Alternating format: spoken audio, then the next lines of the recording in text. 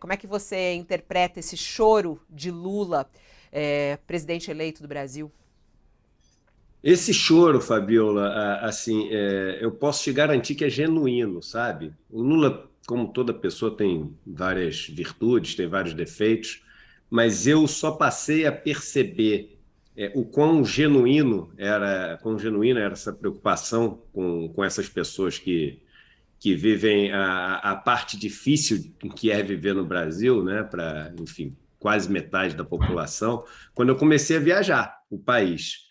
E várias pessoas, eu estou falando aqui do sertão, no Nordeste, estou falando até em estados super ricos, como, por exemplo, o Paraná, em alguns bolsões de pobreza que você tem, no sul do país, em vários lugares que eu visitei, as pessoas falaram o seguinte: olha, ao longo de toda a minha vida, pessoas com 60, 70, 80 anos de idade, a única vez que eu senti alguma diferença, assim, de ter melhorado um pouco, foi no período em que o Lula foi presidente. Por isso que essas pessoas têm uma gratidão tão grande, por isso que ele tem um percentual de votos tão grande.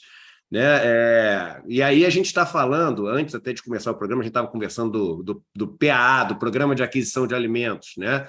Que ajudou a revitalizar a economia de várias cidadezinhas pequenas, que levou alimento para um monte de gente em cidades pequenas também. O Luz para Todos, né, que é um programa, a gente não tem ideia, aqui, a gente que está conversando, a gente não tem ideia do que é a vida antes de chegar energia elétrica e depois, a mudança que isso significa.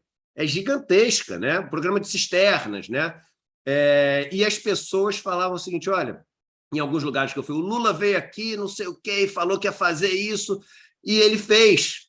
Aí, quando eu encontrava com o Lula, eu falava: eu tive naquela localidade, e ele me falava: e eu prometi que ia fazer, ou seja, ele se lembra de verdade. Então, a gente pode falar o que quiser, e é isso aí, todo mundo, repito, cheio de virtudes e defeitos, e o Lula não foge à regra. Mas essa preocupação que ele tem com essa questão da fome, das pessoas mais pobres, etc., é genuína. E não acho que é genuína só porque ele já passou fome, não.